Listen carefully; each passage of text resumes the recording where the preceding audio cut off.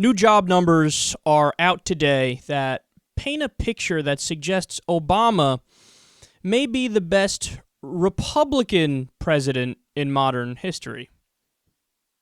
Now, that sounds like it doesn't make very much sense, but when I break it down issue for issue, you'll see exactly what I'm talking about. So first, the facts. 321,000 jobs were created in November. The unemployment rate is 5.8%. There's been 56 straight months of private sector job growth, a total of 10.9 million private sector jobs created under the Obama administration. The market is at 17,975. Remember, its lowest point when it bottomed out during the Bush recession was 6,547, with $9 trillion of wealth lost. And under Obama, it's more than doubled. Now, the deficit is now $483 billion, down from $1.4 trillion in Bush's last fiscal year. So here's the reality.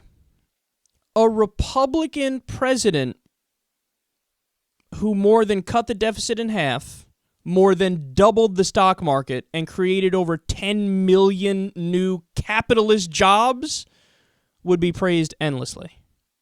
I mean, that person in the minds of the right-wingers may surpass Reagan. Because the facts on Reagan aren't as good. He did, when he was in office, he did have a lot of private sector job creation, but what people don't mention is that right when he left office, it tanked. And also on the issue of the deficit, he was terrible. He was terrible on the deficit. He ballooned it tremendously. There were record deficits when he left office. So the point is, if you go by the criteria that the right-wingers say is their criteria, so just taking their policy ideas according to them and applying it to how Obama is doing, if Obama had an R in front of his name, they would be salivating over him. They'd be hanging portraits of him in their houses and asking for his name to be put on money and on airports. I should also add, because it fits into this conversation oh so perfectly, he implemented the Republican healthcare plan.